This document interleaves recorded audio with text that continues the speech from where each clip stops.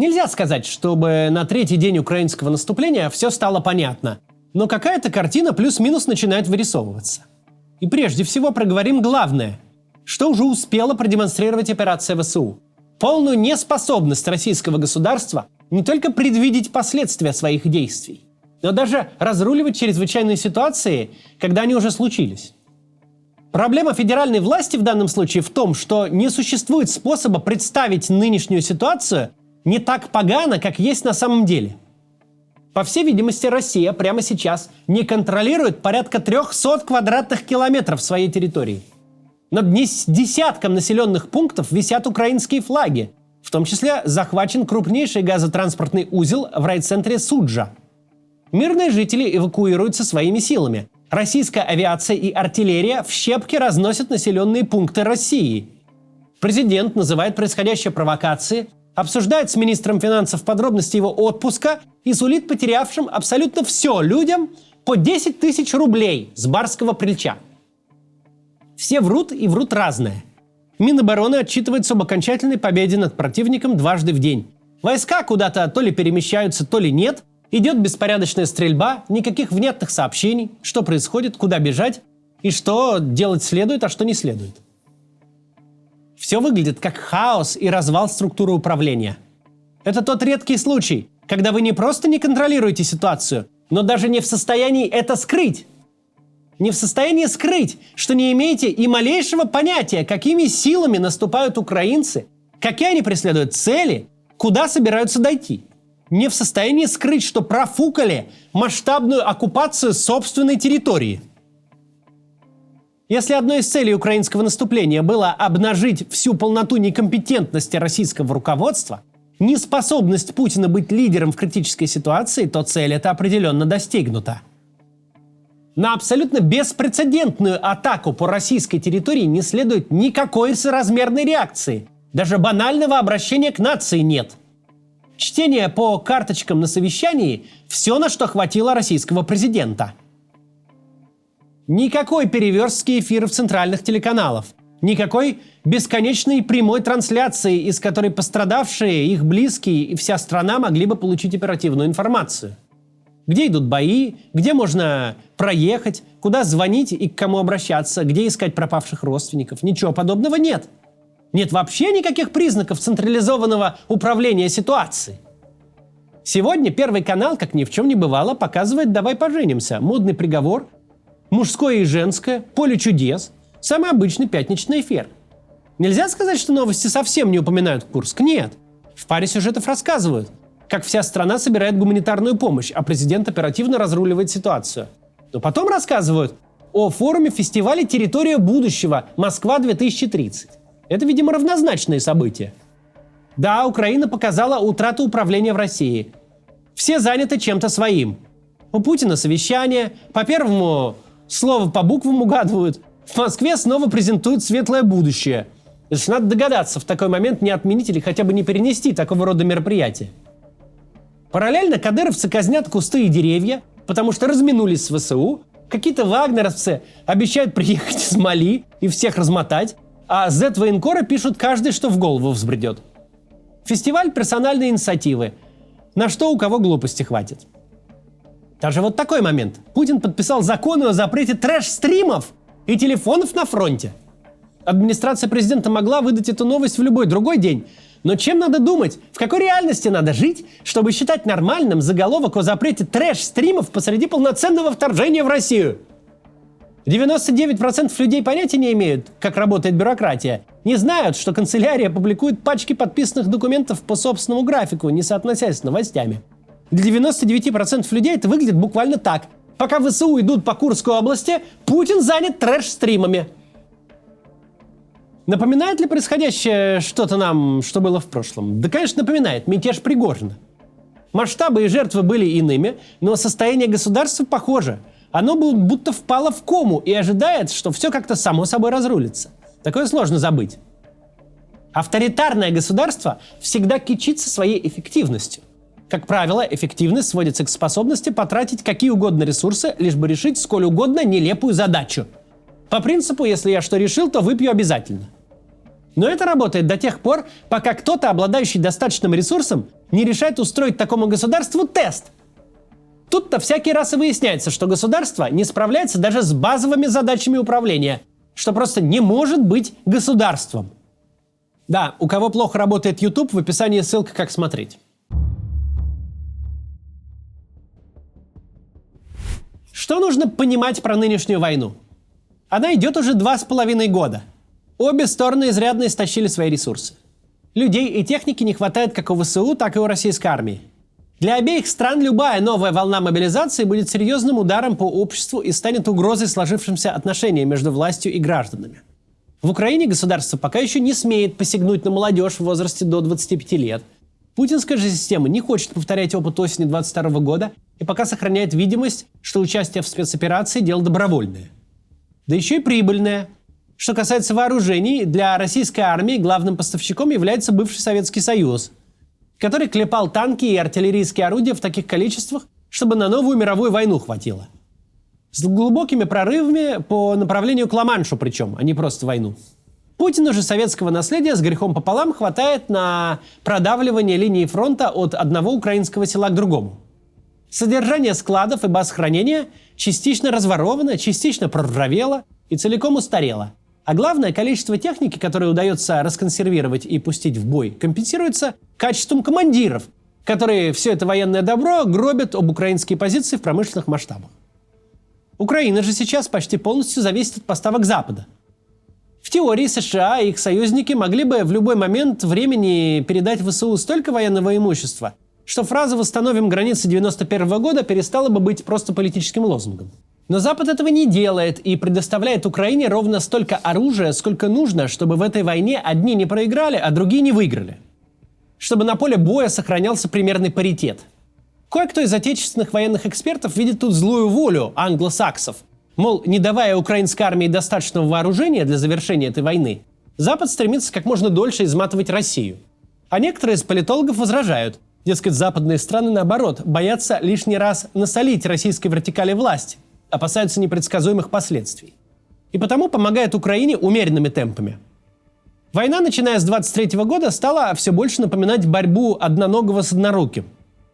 Казалось бы, со времен освобождения Херсона в конце позапрошлого года столько всего произошло. ВСУ сдвинули фронт в районе села Работино, российская армия развила наступление на Донбассе и в Харьковской области, разрушены целые города, села превращены в пепелища, загублено немеренное количество человеческих жизней.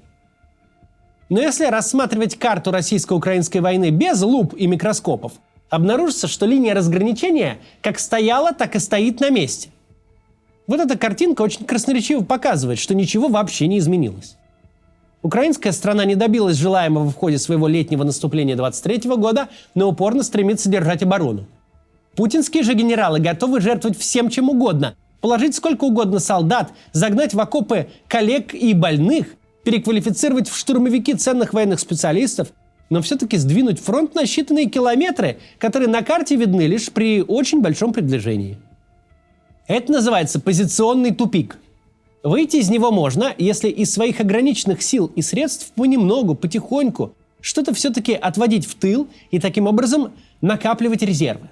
А потом ударить ими не там, где и так продолжается кровавый тяни-толкай, а в каком-то новом месте, где противник не держит войска, потому что они нужны ему в других местах, где идут тяжелые бои. В этом году мы видели подобное в Харьковской области. Российская армия, которая, казалось бы, вся без остатка убивается в Донецкой, Луганской, Запорожской и Херсонской областях, вдруг обнажила резервы и двинулась в наступление на Харьков. До областного центра она, конечно, не дошла, резервы убила об Волчанск, но кусочек области таки оттяпла. Защищаться там было особо некому, а переброска войск с другого участка фронта не осуществляется моментально. Пока ты оцениваешь, какие силы в принципе можно поднять с позиции, чтобы фронт там не рухнул. Пока загрузил, доставил, выгрузил, неприятель успеет продвинуться. Вот российская армия и продвинулась, пока ее наступление не было купировано. Затем ход перешел к ВСУ. И, насколько мы видим, они сделали примерно то же самое. С миру по нитке собрали группировку и пустили ее в дело не там, где и так продолжается мясорубка, а по направлению к Курску. Напомню, критический дефицит войск не только у Украины, но и у российской армии. Она не может держать войска на всем протяжении границы. А с тактикой «вперед любой ценой» людей больше не становится. Пока российская страна перебросит что-то боеспособное под Курск, часть области неизбежно будет потеряна. И уже потеряна. Танки и боевые машины пехоты не мчатся с одного фронта на другой своим ходом. Им банально не хватит моторесурса, сломаются на полпути. Необходимо пригнать их к железнодорожной станции, совершить погрузку техники и материальной части, довести все это до места назначения, там разгрузить. Потом сориентироваться на местности. Это время. Даже если займет несколько дней, за эти дни, не встречая соразмерного сопротивления, противник углубится на территорию. Боевые машины десанта с алюминиевой броней в теории можно переместить быстрее, транспортным самолетом, но такие машины в общевойсковом бою погода не сделают. Да и погрузка-выгрузка должны производиться вне зоны действия вражеской ПВО, то есть на отдалении от непосредственной зоны боевых действий. Особенно забавно смотрятся новости о переброске из Мали ЧВК «Вагнер». Даже если это правда, кого они там перебросят? Небольшое количество пехоты с пехотным же оружием? А пехоту без техники не обязательно тащить аж из Африки. Горстка брутальных ЧВКшников и отряд кадыровцев не решат задачу, для которой нужны полнокровные бригады и дивизии регулярной армии. Даже самый крутой на свете отряд морских котиков совершенно бессилен в общевойсковом бою против батальона срочников, если те обеспечены оружием, боеприпасами и техникой. Подготовка и опыт каждого отдельно взятого бойца имеет значение. Но когда речь идет именно о войне, а не о специальной операции, в бою участвуют роты, батальоны, полки и бригады. Условно говоря, против полка должен вставать полк. И он должен встать на определенную ширину фронта. Оставить по одному кадыровцу, вагнеровцу, да хоть Рэмбо через каждые 150 метров – это нелепо. Поэтому нелепы все разговоры, что приедут или прилетят вот такие-то особо крутые парни из Чечни или Африки и спасут положение.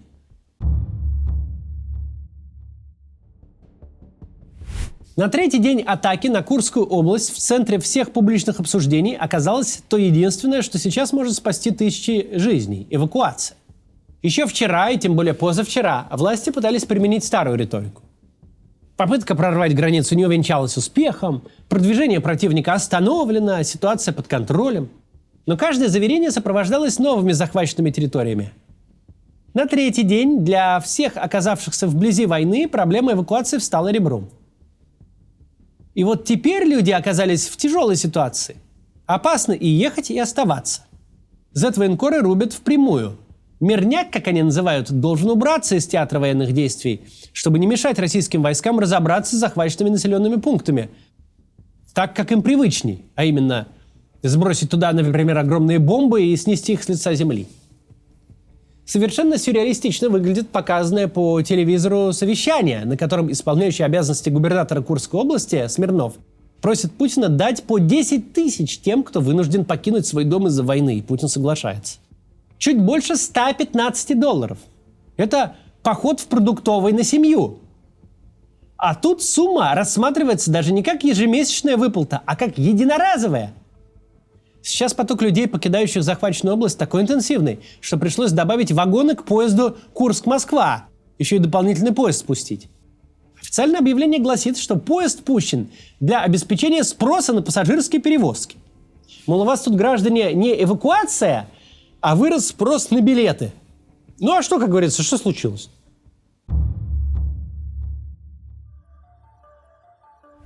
Взятие Курска украинской армии – событие крайне маловероятное.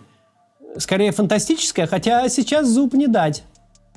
Однако кусок Курской области теперь занят ВСУ и продолжает продвигаться там украинская армия. Если они там окопаются, попробуй их вытолкни обратно за госграницу. Для российских войск, которые настолько хороши в наступлении, что измеряют успехи буквально десятками метров пройденной территории, задача может оказаться нерешаемой.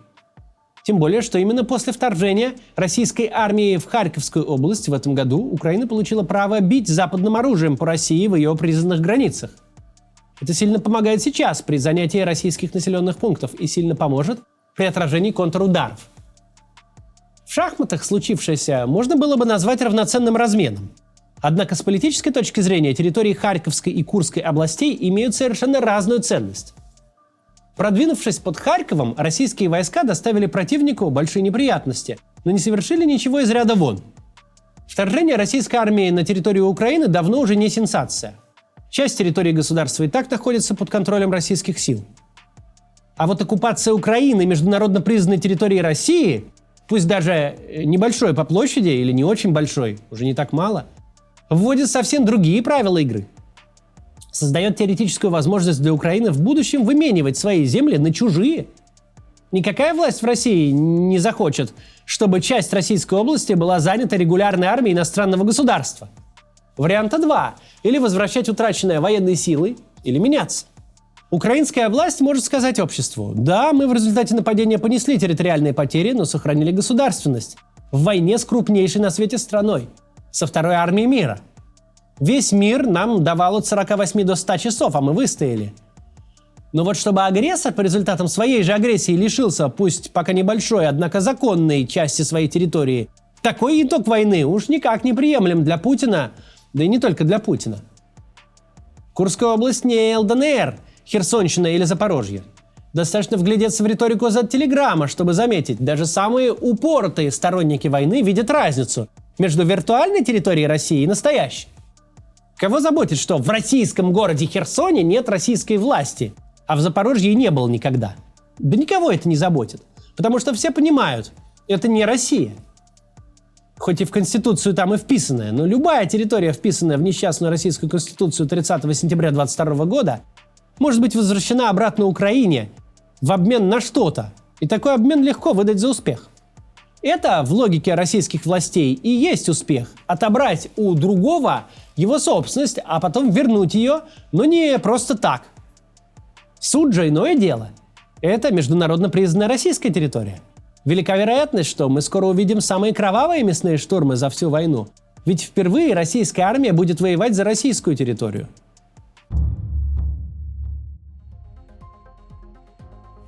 Мы возвращаемся к тому, с чего начали. Наша система хоть как-то управляется только тогда, когда у нее есть перекрывающие ресурсы. Не идут люди в армию за миллион, заплатим 2.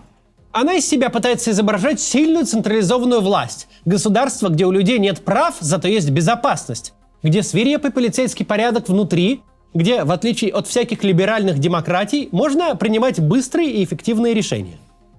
Но когда возникает реальная проблема, требующая быстрых решений, система оказывается не способна буквально ни на что.